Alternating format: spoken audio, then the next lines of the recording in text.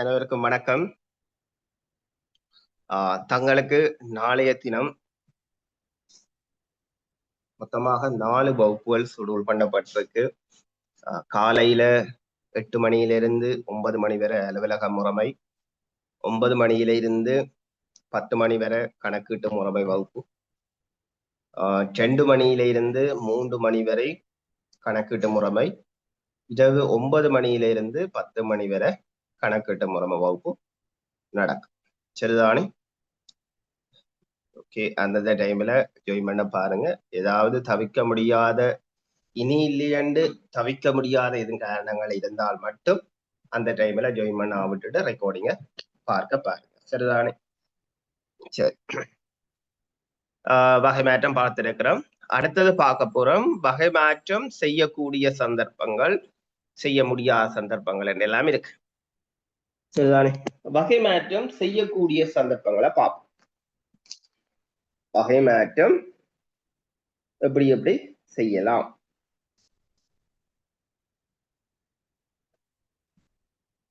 வகை மாற்றத்தை பார்த்தீங்களா என்றால், ஒரு நிகழ்ச்சி திட்டத்துக்கு கீழே வார ஒரு செலவீன தலைப்பு அதுக்கு கீழே வார நிகழ்ச்சி திட்டங்களுக்கு இடையில செய்யலாம். ஒரு செலவீன தலைப்புக்கு கீழே வார நிகழ்ச்சி திட்டங்களுக்கு இடையில செய்யலாம். அதே போல ஒரு நிகழ்ச்சி திட்டத்துக்கு கீழே வார கருத்திட்டங்களுக்கு இடையில செய்யலாம். ஒரு கருத்திட்டத்துக்கு கீழே வார உப கருத்திட்டங்களுக்கு இடையிலையும் செய்யலாம். சரிதானே? எழுதி கொள்ளுங்க. வகை மாற்றம் செய்யக்கூடிய சந்தர்ப்பங்கள், வகை மாற்றம் செய்யக்கூடிய சந்தர்ப்பங்கள்,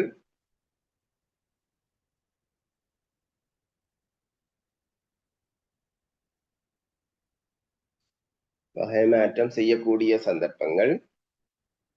ஒன்று, ஒரு செலவீன தலைப்பின் கீழ் வரும் ஒரு செலவீன தலைப்பின் கீழ் வரும்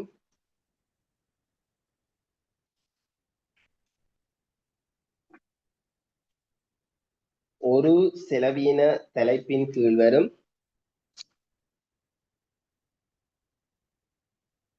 ஒரு செலவீன தலைப்பின் கீழ் வரும் நிகழ்ச்சி திட்டங்களுக்கு இடையில், ஒரு செலவீன தலைப்பின் கீழ் வரும் நிகழ்ச்சி திட்டங்களுக்கு இடையில்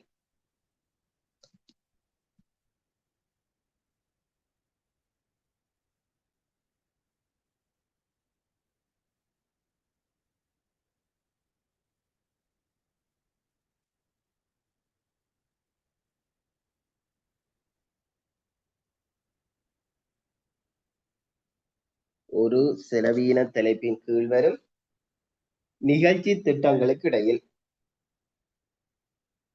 நிகழ்ச்சி திட்டங்களுக்கு இடையில். இரண்டாவது, ஒரு நிகழ்ச்சி திட்டத்தின் கீழ் வரும் ஒரு நிகழ்ச்சி திட்டத்தின் கீழ் வரும்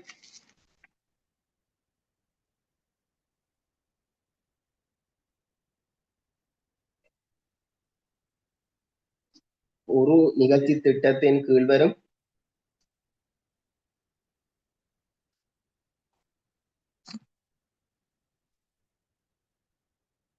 ஒரு நிகழ்ச்சி திட்டத்தின் கீழ் வரும் கருத்திட்டங்களுக்கு இடையில்.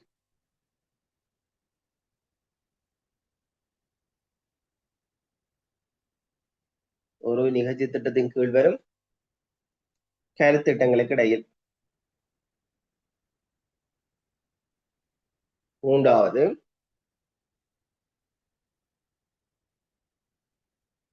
ஒரு கருத்திட்டத்தின் கீழ் வரும்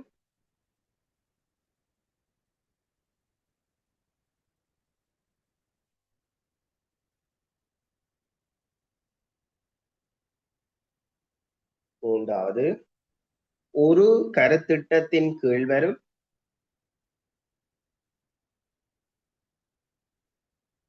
ஒரு கருத்திட்டத்தின் கீழ் வரும்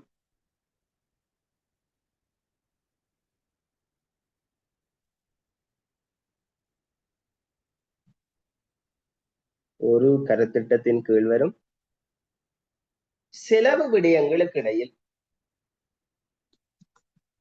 ஒரு கருத்திட்டத்தின் கீழ் வரும் செலவு விடயங்களுக்கு இடையில்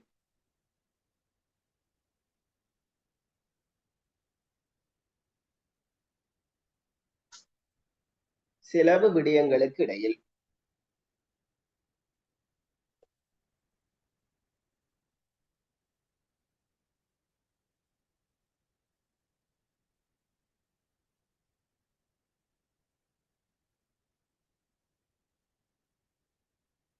அடுத்தது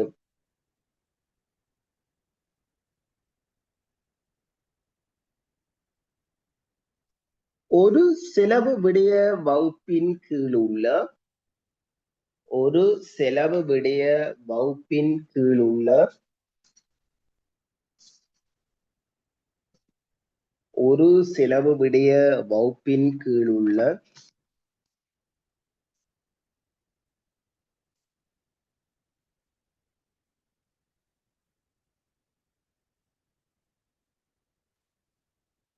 ஒரு செலவு விடய வகுப்பின் கீழ் உள்ள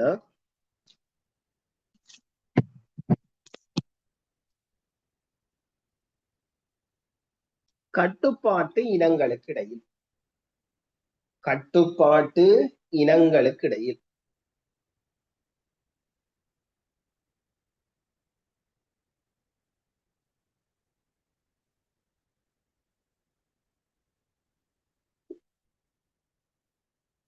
கட்டுப்பாட்டு இனங்களுக்கு இடையில்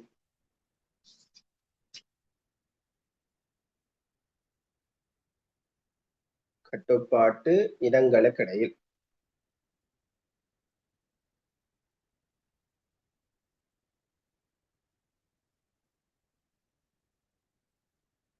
கட்டுப்பாட்டு இனங்களுக்கு இடையில் வாய்மாற்றம் செய்யக்கூடிய சந்தர்ப்பங்கள் உண்டு. ஒரு செலவின தலைப்பின் கீழ் வரும் நிகழ்ச்சி திட்டங்களுக்கு இடையில செய்யலாம். ஒரு நிகழ்ச்சி திட்டத்தின் கீழ் வரும் கருத்திட்டங்களுக்கு இடையில செய்யலாம். ஒரு கருத்திட்டத்தின் கீழ் வரும் உப கருத்திட்டங்களுக்கு இடையில செய்யலாம். அதே போல ஒரு கருத்திட்டத்தின் கீழ் வரும் செலவு விடயங்களுக்கு இடையில செய்யலாம். அதே போல ஒரு செலவு விடய வகுப்பின் கீழே இருக்கிற கட்டுப்பாட்டு இனங்களுக்கு இடையில செய்து கொள்ளலாம். சரிதா? அப்ப வாய்மாற்றம் என்றா என்ன? வாய்மாற்ற மறுபேர் என்ன? வீரமன் நடைமுறை. வாய்மாற்றம் செய்யக்கூடிய சந்தர்ப்பங்கள் ஒரு மூன்றாவது ஞாபகம் வையுங்க.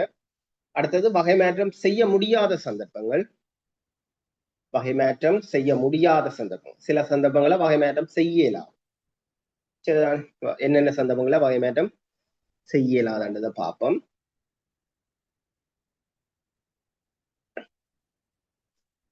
வகைமாற்றம் செய்ய முடியாத சந்தர்ப்பங்கள். இப்ப ஒரு செலவீன தலைப்பில இருந்து இன்னொரு செலவீன தலைப்புக்கு வகைமாற்றம் செய்யலாம். ஒரு செலவின தலைப்பில இருந்து இன்னொரு செலவின தலைப்பிற்கு வகைமாற்றம் செய்ய இயலாது. அதே போல மூலதன செலவில இருந்து மீண்டு வரும் செலவினத்திற்கும் வகைமாற்றம் செய்ய இயலாது.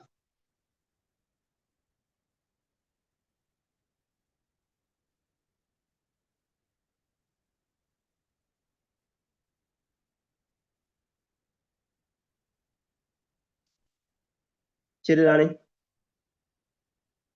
எழுதி கொள்ளுங்க.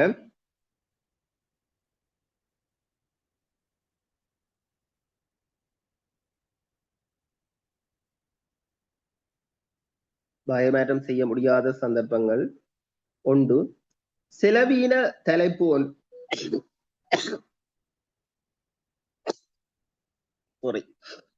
செலவீன தலைப்பு ஒன்றில் இருந்து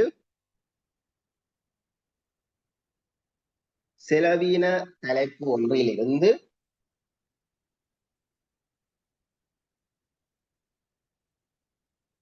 செலவீன தலைப்பு ஒன்றில் இருந்து இன்னொரு செலவீன தலைப்பிற்கு இன்னொரு செலவீன தலைப்பிற்கு இன்னொரு செலவீன தலைப்பிற்கு. இரண்டாவது இரண்டாவது மூலதன செலவீனத்திலிருந்து மூலதன செலவீனத்திலிருந்து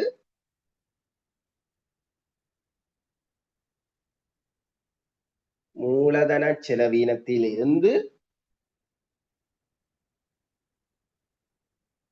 மீண்டு வரும் செலவீனத்திற்கு மூலதன செலவீனத்திலிருந்து மூலதன செலவீனத்திலிருந்து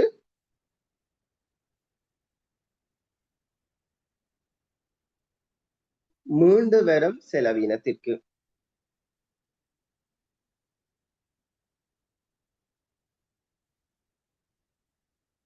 மீண்டு வரும் செலவீனத்திற்கு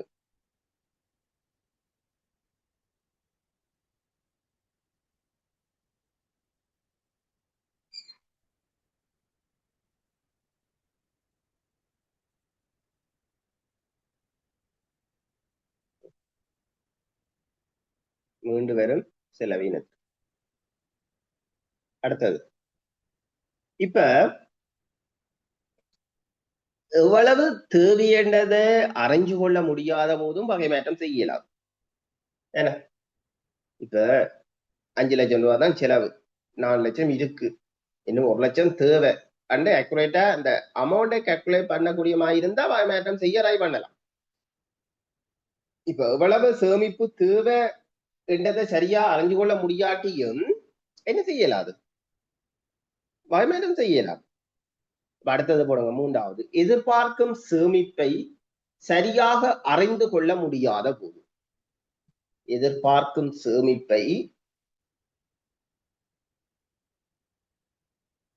எதிர்பார்க்கும் சேமிப்பை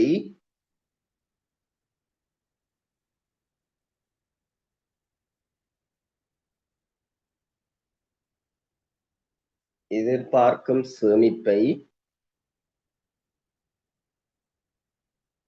சரியாக அறிந்து கொள்ள முடியாத போது.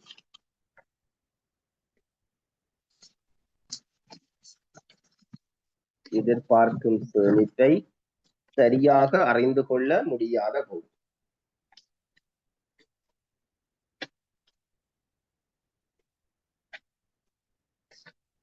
சரியாக அறிந்து கொள்ள முடியாத போது.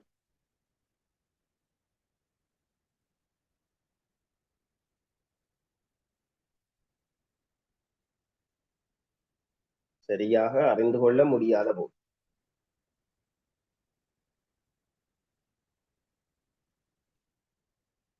அடுத்தது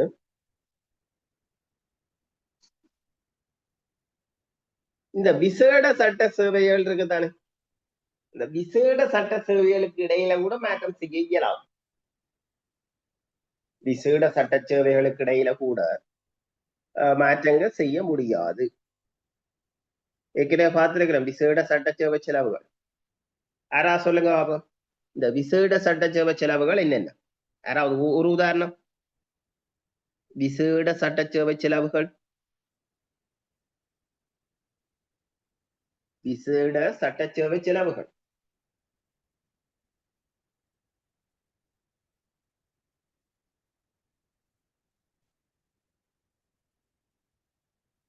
ஒரு உதாரணம்.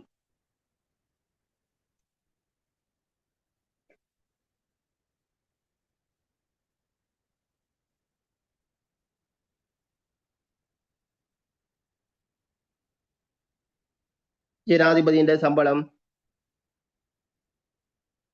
அதே போல கணக்கீட்டு தலைமை அதிபரின் சம்பளம், பாராளுமன்ற செயலாளர் சம்பளம் என்ன. சரி,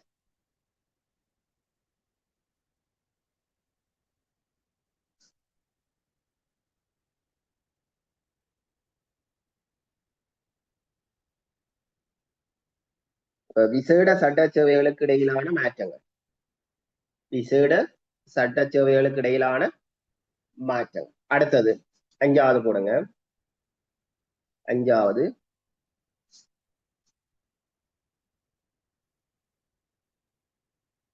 குறை நிரப்பு மதிப்பீட்டின் மூலம், குறை நிரப்பு மதிப்பீட்டின் மூலம், குறை நிரப்பு மதிப்பீட்டின் மூலம்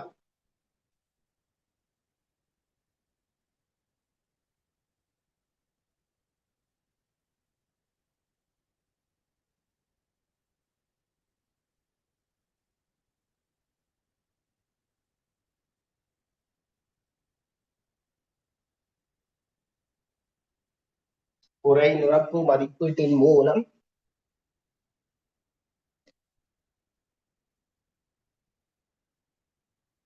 பெற்ற நிதி ஏற்பாட்டில் உள்ள சேமிப்பை பெற்ற நிதி ஏற்பாட்டில் உள்ள சேமிப்பை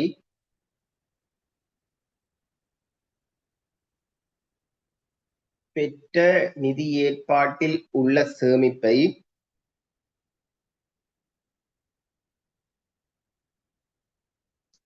பெற்ற நிதி ஏற்பாட்டில் உள்ள சேமிப்பை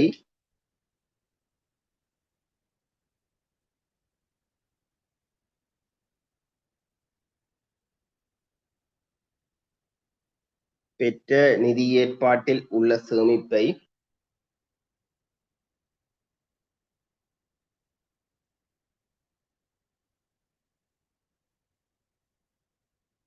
மாற்றம் செய்ய முடியாது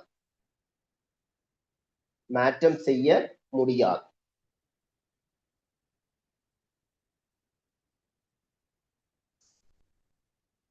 மாற்றம் செய்ய முடியாது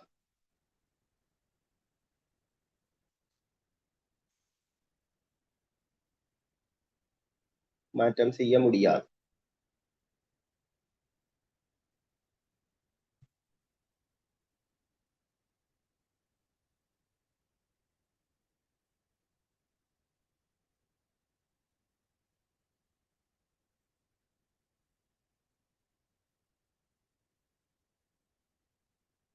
அதே போல இந்த நன்கொடைகள் மானியங்கள் என்ற அடிப்படையில இது இருக்கிற நிதி ஏற்பாடு கூட இப்படி மாற்றம் செய்ய இயலாது. அடுத்தது போடுங்க, நன்கொடைகள் மானியங்களின் கீழ் உள்ள நிதி ஏற்பாடு. நன்கொடைகள் மானியங்களின் கீழுள்ள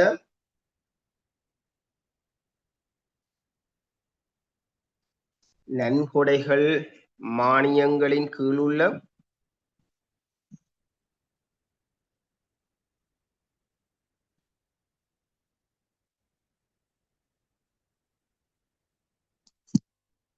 நன்கொடைகள் மானியங்களின் கீழுள்ள நிதி ஏற்பாடு.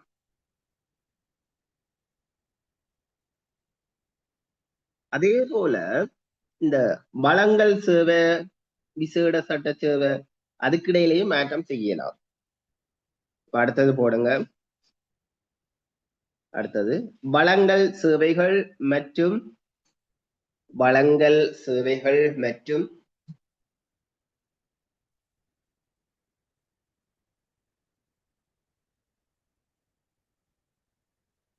வளங்கள் சேவைகள் மற்றும்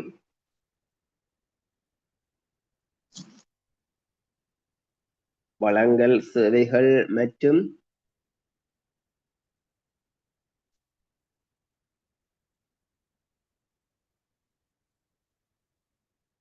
வளங்கள் சேவைகள் மற்றும் விசேட சட்ட சேவைகளுக்கு இடையிலான மாற்றங்கள். விசேட சட்ட சேவைகளுக்கு இடையிலான மாற்றங்கள். விசேட சட்ட சேவைகளுக்கு இடையிலான மாற்றங்கள்.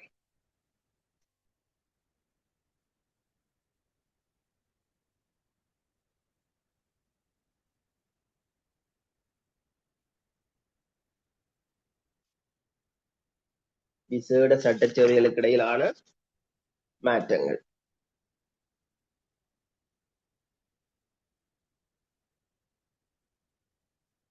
சரி, இது வகைமாற்றம் செய்ய முடியாத சந்தர்ப்பங்கள். ஒரு 4 சந்தர்ப்பமாவது எக்ஸாம்பிள் வந்தா செய்யக்கூடிய மாதிரி மனதில் வச்சிருங்க. வகைமாற்றம் என்றால் என்ன, வகைமாற்றம் என்றால் என்ன என்பது வகைமாற்றம் சம்பந்தமா சிறு உறுப்பில் சம்டைம்ஸ் கேட்கப்படலாம். வகைமாற்றம் செய்யக்கூடிய சந்தர்ப்பங்கள், வகைமாற்றம் செய்ய முடியாத சந்தர்ப்பங்கள் பார்த்திருக்கிறோம். அடுத்த கேள்வி, 6வது கேள்வி, இந்த வகைமாற்றம் அல்லது வீரமன் நடைமுறை செய்வதற்காக அதிகாரம் அளிக்கப்பட்ட உத்தியோகத்தர்கள் இருவரை தர சொல்லி கேட்கப்பட்டது. வகைமாற்றம் யாரா செய்யலாம்? வகைமாற்றம் யார் யார் செய்யலாம்? எல்லாம் பாருங்க. ஒன்று, இந்த திரைசேரியின் செயலாளர் வகை மாற்றம் செய்யலாம். போடுங்க, திரைசேரி செயலாளர். திரைசேரி செயலாளர். திரைசேரி செயலாளர்.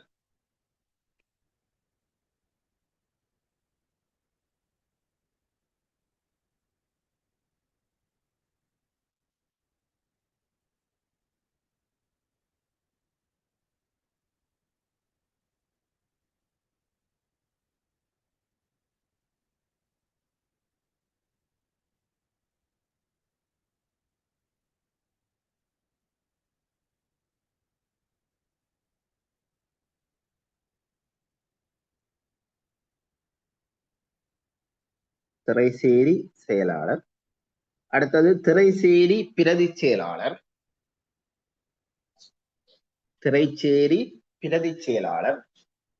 ஒன்று திரைசேரி செயலாளர், இன்னொன்று திரைசேரி பிரதி செயலாளர். திரைசேரி பிரதி செயலாளர்.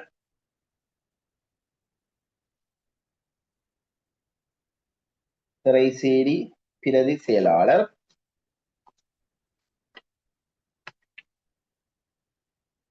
திரைசேரி பிரதி செயலாளர். அடுத்தது பிரதான கணக்கீட்டு உத்தியோகத்தர். பிரதான கணக்கீட்டு உத்தியோகத்தர்.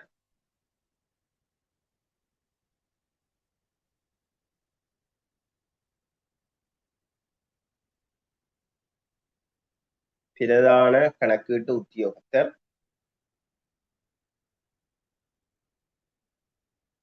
பிரதான கணக்கீட்டு உத்தியோகத்தர். மற்றது திணைக்கள தலைவர்கள். திணைக்கள தலைவர்கள். திணைக்கள தலைவர்கள்.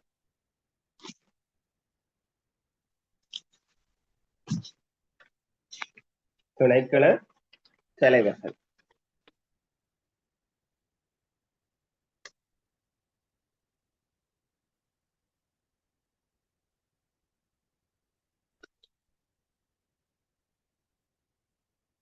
திணைக்கள தலைவர். சரி, அடுத்த கேள்வி. நீங்கள் இந்த சொற்பதம் கேள்விப்பட்டிருப்பீங்கள், குறை நிரப்பு மதிப்பீடு என்றெல்லாம் கேள்விப்பட்டிருப்பீங்க சொற்பதம். சரிதான். குறை நிரப்பு மதிப்பீடு என்றால் என்ன? இன்னொரு பேர் இருக்கு, குறை நிரப்பு ஒதுக்கீடு. குறை நிரப்பு ஒதுக்கீடு. குறை நிரப்பு ஒதுக்கீடு.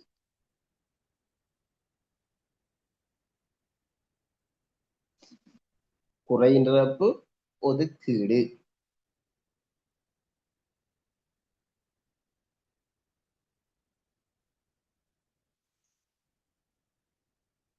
சரிதானே. இந்த குறை நிரப்பு மதிப்பீடு என்று சொல்றது, இப்ப இந்த வருடத்துக்கான ஒதுக்கீட்டு அதிகார சட்டத்தினால அனுமதிக்கப்பட்ட நிதி ஏற்பாடு ஒன்றிருக்கும். அந்த நிதி ஏற்பாட்டுக்கு மேலதிகமாக செலவு செய்ய வேண்டிய சூழ்நிலை ஏற்பட்டால், சரிதானே, அந்த நிதி ஏற்பாட்டுக்கு மேலதிகமாக செலவு செய்ய வேண்டிய ஒரு சூழ்நிலைகள் ஏற்படும் பட்சத்துல மேலதிகமான செலவுக்கான ஒதுக்கீடு, மேலதிகமான ஏற்படுற அந்த செலவுக்கான ஒதுக்கீடு பெற்றுக்கொள்ற ஒரு வழிமுறை தான் குறை நிரப்பு மதிப்பீடுன்னு சொல்லுவோம். குறை நிரப்பு மதிப்பீடுன்னு சொல்லுவோம். குறை நிரப்பு மதிப்பீடு பார்லிமெண்ட்ல சப்மிட் பண்ணப்படும். அப்ப இந்த அடுத்தது குறை நிரப்பு மதிப்பீடு சமர்ப்பிக்கப்படுற சந்தர்ப்பங்கள் சிலது இருக்கு. குறை நிரப்பு மதிப்பீடு என்றால் என்னென்று எழுதி கொள்ளுங்க. குறை நிரப்பு மதிப்பீடு வருடாந்த ஒதுக்கீட்டு அதிகார சட்டத்தினால், வருடாந்த ஒதுக்கீட்டு அதிகார சட்டத்தினால்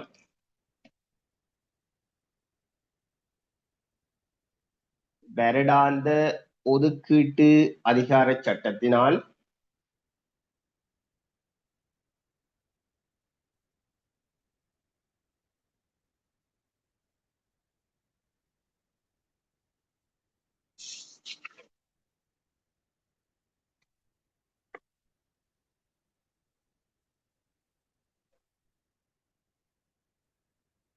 வருடாந்த ஒதுக்கீட்டு அதிகார சட்டத்தினால்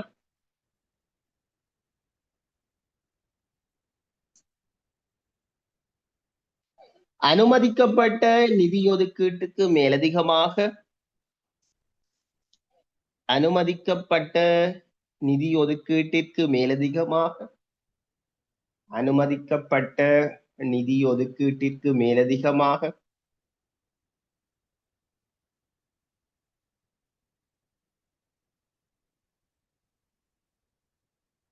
அனுமதிக்கப்பட்ட நிதி ஒதுக்கீட்டிற்கு மேலதிகமாக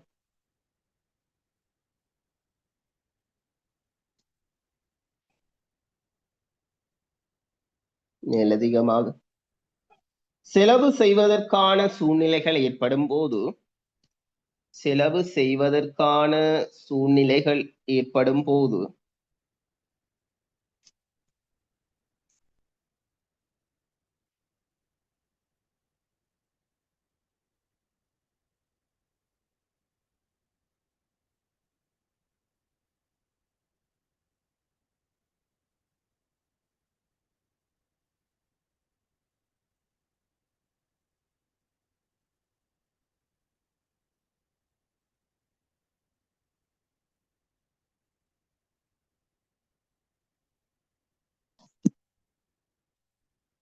சூழ்நிலைகள் ஏற்படும் போது மேலதிக செலவுக்குரிய ஒதுக்கீடு மேலதிக செலவுக்குரிய ஒதுக்கீடு மேலதிக செலவுக்குரிய ஒதுக்கீடு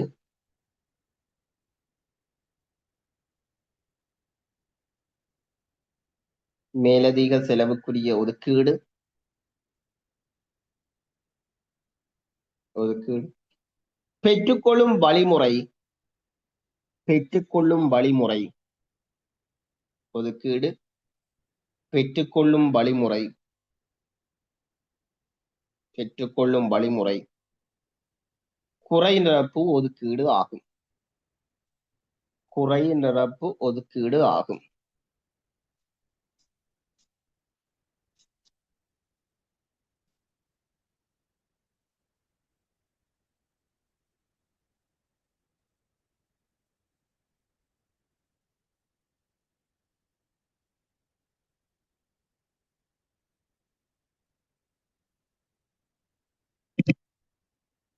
குறை நிரப்பு ஒதுக்கீடு ஆகும்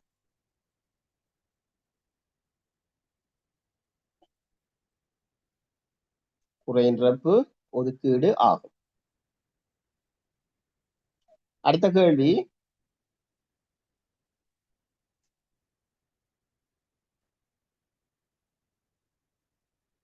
ஓகே திருப்பி சொல்றேன் வருடாந்த ஒதுக்கீட்டு அதிகார சட்டத்தினால் வருடாந்த ஒதுக்கீட்டு அதிகார சட்டத்தினால் வருடாந்த ஒதுக்கீட்டு அதிகார சட்டத்தினால் வருடாந்த ஒதுக்கீட்டு அதிகார சட்டத்தினால்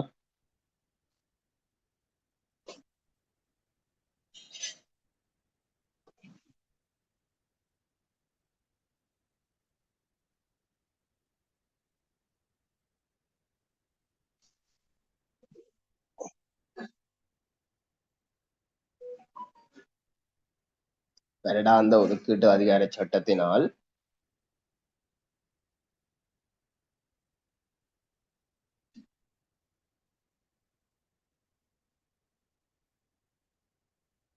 அனுமதிக்கப்பட்ட நிதி ஒதுக்கீட்டுக்கு மேலதிகமாக அனுமதிக்கப்பட்ட நிதி ஒதுக்கீட்டுக்கு மேலதிகமாக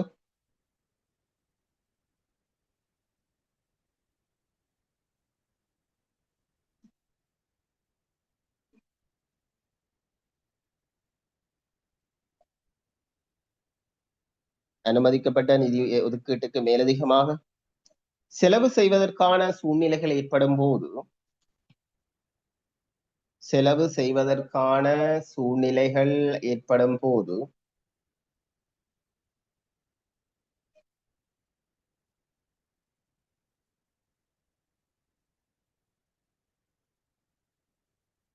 செலவு செய்வதற்கான சூழ்நிலைகள் ஏற்படும் போது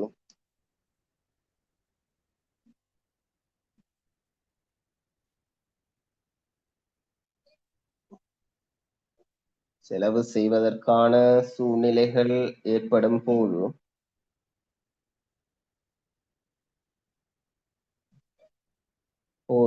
மேலதிக செலவுக்குரிய ஒதுக்கீடு மேலதிக செலவுக்குரிய ஒதுக்கீடு குறைநிரப்பு மதிப்பீடு குறைநிரப்பு ஒதுக்கீடு ரெண்டும் ஒன்றுதான். சரிதானே? ரெண்டும் ஒன்றுதான். மேலதிக செலவுக்குரிய ஒதுக்கீடு மேலதிக செலவுக்குரிய ஒதுக்கீடு பெற்றுக்கொள்ளும் வழிமுறை பெற்றுக்கொள்ளும் வழிமுறை பெற்றுக்கொள்ளும் வழிமுறை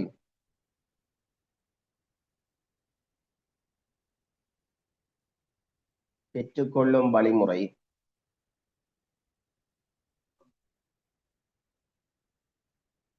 குறைநிரப்பு ஒதுக்கீடு ஆகும். குறைநிரப்பு ஒதுக்கீடு ஆகும். அடுத்தது, இந்த குறைநிரப்பு மதிப்பீடு சமர்ப்பிக்கப்படுற சந்தர்ப்பங்கள் 3 தர சொல்லி கேட்கப்பட்டிருக்கு. போட்டுக்கொள்ளுங்க. அவசரமான சூழ்நிலைகளின் போது, ஒன்று அவசரமான சூழ்நிலைகளின் போது,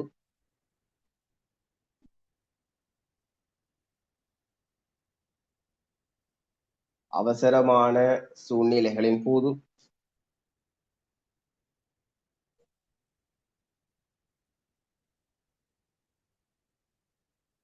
இரண்டாவது அமைச்சரவையின் பணிப்பின் போது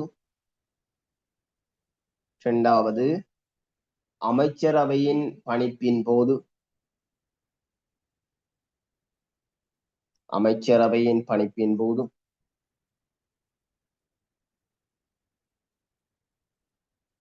அடுத்தது சேமிப்பு இல்லாத போது சேமிப்பு இல்லாத போது சேமிப்பு இல்லாத போது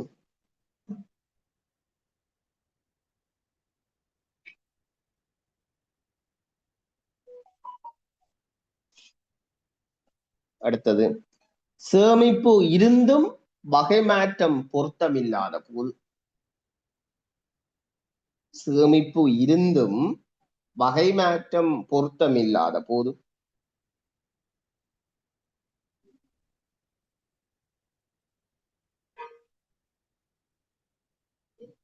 சேமிப்பு இருந்தும் வகை மாற்றம் பொருத்தமில்லாத போது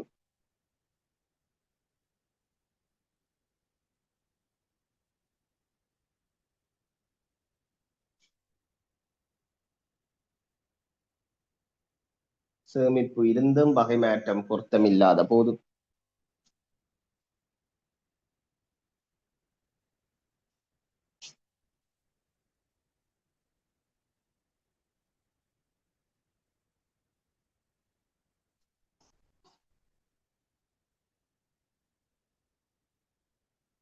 முதலாவது அவசரமான சூழ்நிலைகளின் போது, இரண்டாவது அமைச்சரவையின் பணிப்பின் போது, மூன்றாவது சேமிப்பு இல்லாத போது, நாலாவது சேமிப்பு இருந்தும் வகை மாற்றம் பொருத்தமில்லாத போது சேமிப்பு இருந்தும் வகை மாற்றம் பொருத்தமில்லாத போது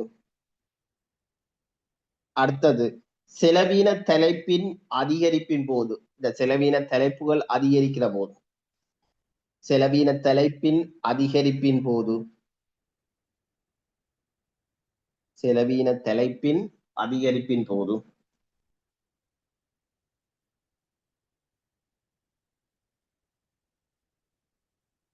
செலவீன தலைப்பின் அதிகரிப்பின் போது அடுத்தது எதிர்பாராத முற்படத்தை சீர் செய்யும் போது அடுத்தது எதிர்பாராத முற்பணத்தை சீர் செய்யும் போது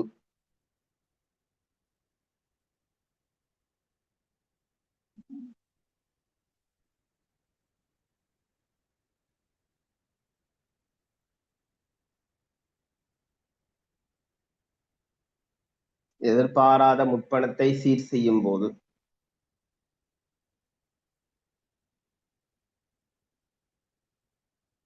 அடுத்தது, வருடாந்த மதிப்பீட்டில் உள்ள ஏற்பாடு போதாத விடத்து.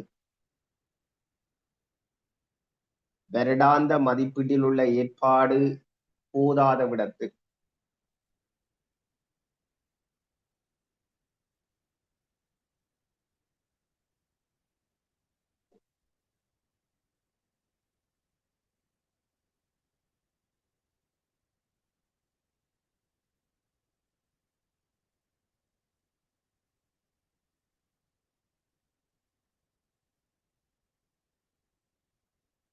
வருடாந்த மதிப்பீட்டில் உள்ள ஏற்பாடு போதாத விடத்து. அடுத்தது, எதிர்பாராத மேலதிக செலவீனம் ஏற்படும் போது. எதிர்பாராத மேலதிக செலவீனம் ஏற்படும் போது.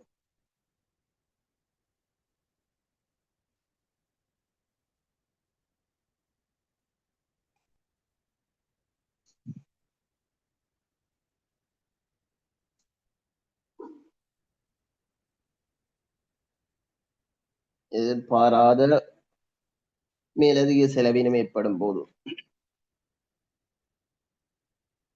எதிர்பாராத அப்ப குறைநிரப்பு மதிப்பீடு என்றால் என்ன?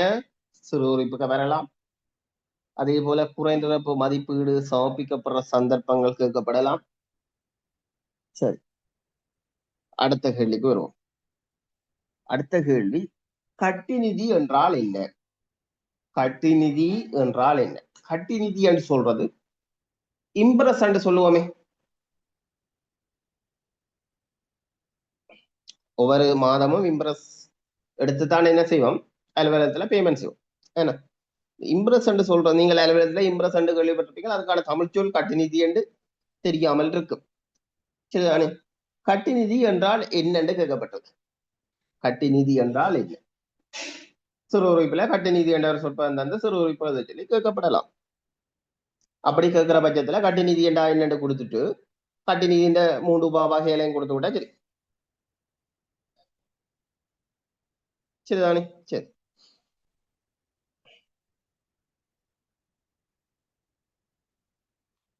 இம்ப்ரசண்டா என்ன? இப்ப ஒரு குறிப்பிட்ட நிதியாண்டு ஒன்றில அது அமைச்சுக்களின் அலுவலகங்களாக இருக்கலாம் அல்லது திணைக்களங்களாக இருக்கலாம். அனுமதிக்கப்பட்ட கொடுப்பனவுகளை செய்யறதுக்காக இந்த திரைசேரியினால முற்பணமாக வழங்கப்படுற பணம், அனுமதிக்கப்பட்ட கொடுப்பனவை செய்யறதுக்காக திரைசேரியினால முற்பணமாக வழங்கப்படுற பணம் தான் கட்டி நிதி. சரிதானே? இது நிறுவனத்துக்கு நிறுவனமும் மாதத்துக்கு மாதமும் வேறுபட்டு கொண்டே இருக்கு. சரிதானே? மாதத்துக்கு மாதம் வேறுபட்டு கொண்டே இருக்கு. அப்ப அனுமதிக்கப்பட்ட கொடுப்பனவு செய்யறதுக்கு திரைசேரியினால முற்பணமாக வழங்கப்படுற பணம் தான் கட்டி நிதி. எழுதிக் கொள்ளுங்க.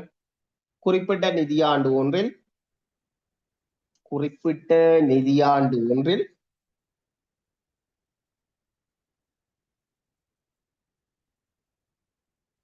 குறிப்பிட்ட நிதியாண்டு ஒன்றில்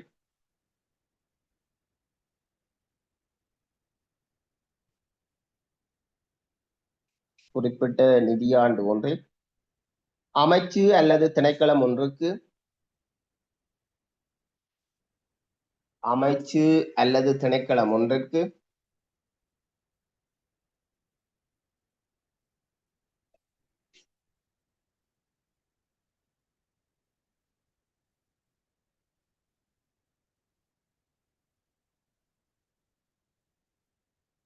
அமைச்சு அல்லது திணைக்களம் ஒன்றிற்கு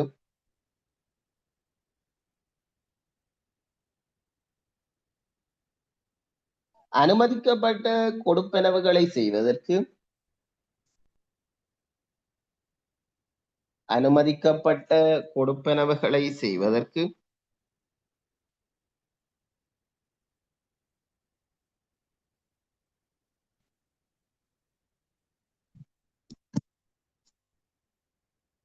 அனுமதிக்கப்பட்ட கொடுப்பனவுகளை செய்வதற்கு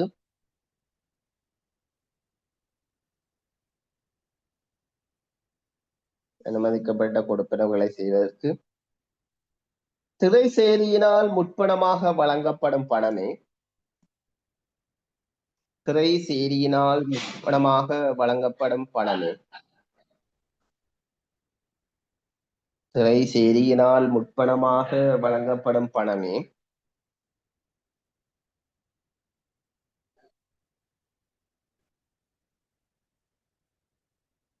திரைசேரியினால் முற்பணமாக வழங்கப்படும் பணமே கட்டுநிதி எனப்படும்.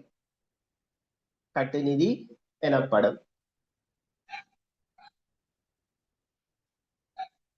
கட்டுநிதி எனப்படும். இது நிறுவனத்துக்கு நிறுவனம் மாதத்துக்கு மாதம் வேறுபடும். இது நிறுவனத்துக்கு நிறுவனம் மாதத்திற்கு மாதம் வேறுபடும்.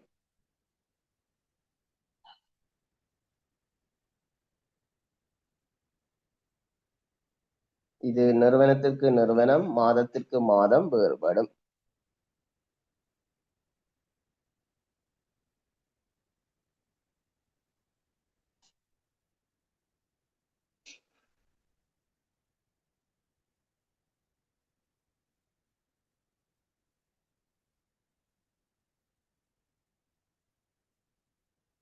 நிறுவனத்துக்கு நிறுவனம் மாதத்துக்கு மாதம் வேறுபடும். ஏனென்றால் இப்ப ஒரு நிறுவனத்துல ஒரு மாதத்துல செய்யப்படுற பேமெண்ட் அளவுதான் அடுத்த மாதம் செய்யப்படும் இல்லை. அது கூடலாம் குறையலாம். சரிதானே? சரி, அடுத்த கேள்வி. உபகட்டு நிதி என்றால் என்ன?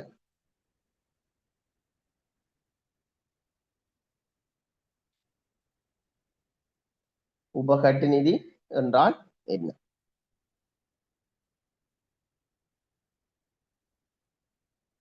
இப்ப ஒரு கணக்கீட்டு உத்தியோகத்தர் அவருடைய கட்டுப்பாட்டில இருக்கிற கட்டு நிதிய சரிதானே, அவற்ற கட்டு நிதிய அவருக்கு கீழே இருக்கிற உத்தியோகத்தருக்கோ அல்லது அலுவலகத்துக்கோ வழங்க கொள்றதுதான் உபகட்டு நிதி என்று சொல்லப்படும். சரிதானே? ஒரு கணக்கீட்டு உத்தியோகத்தர் அவற்ற கட்டு நிதியில இருந்து அதற்கு கீழே கடமையாற்ற உத்தியோகத்தருக்கு அல்லது உப அலுவலகங்களுக்கு வழங்குற பணம் தான் உபகட்டு நிதி என்று சொல்லப்படும். எக்ஸாம்பிளுக்கு இப்போ ஒரு டிபார்ட்மெண்ட் எடுத்துக்கொண்டீங்கன்னா ஹெட் ஆஃபீஸ் கொழும்பில இருக்கு. ஒவ்வொரு மாகாணத்திலையும் மாகாண அலுவலகம் இருக்கு. ஒவ்வொரு மாவட்டத்திலையும் மாவட்ட அலுவலகம் இருக்குண்டா அந்த மாகாண அலுவலகம் மாவட்டங்களுக்கு இடையில வழங்குறது உபகட்டு நிதியா இருக்கு. எழுதி கொள்ளுங்க. உபகட்டு நிதி என்றால் என்ன எழுதுங்க. ஒரு கணக்கீட்டு உத்தியோகத்தர் ஒரு கணக்கீட்டு உத்தியோகத்தர்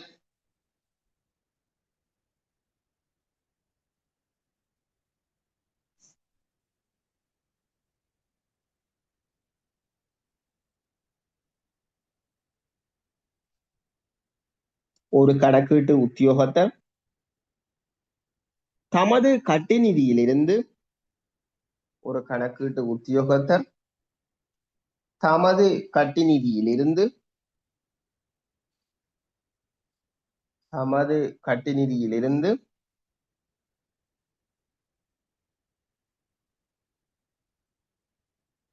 ஒரு கணக்கீட்டு உத்தியோகத்தர் தமது கட்டு நிதியிலிருந்து தமக்கு கீழ் கடமையாற்றும் தமக்கு கீழ் கடமையாற்றும்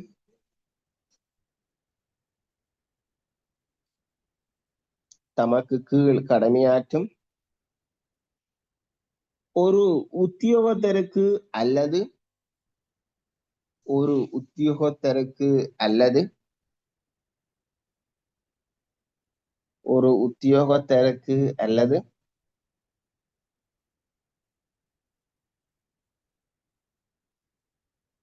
ஒரு உத்தியோகத்தருக்கு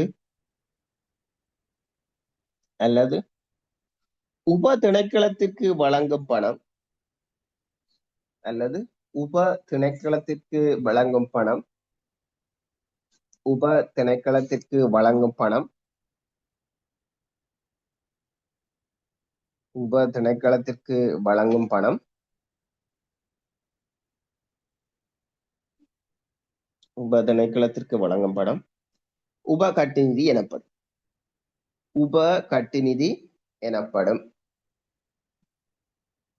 உப கட்டிநிதி எனப்படும்.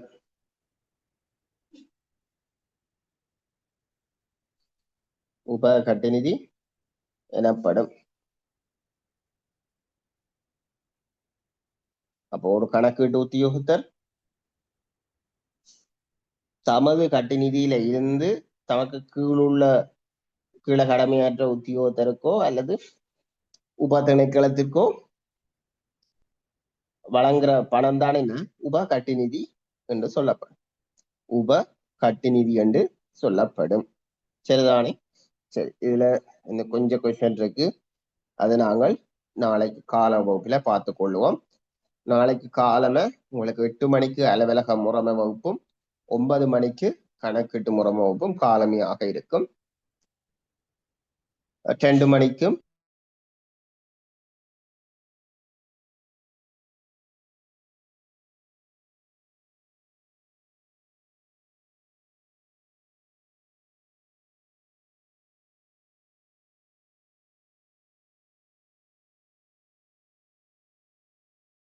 ஓகே, எது மாற்றங்கள் என்றா குறிப்பில் இன்பம் பண்ணிக்கொள்வேன். படிச்சு கொள்ளுங்க, திருப்பி திருப்பி பாருங்க.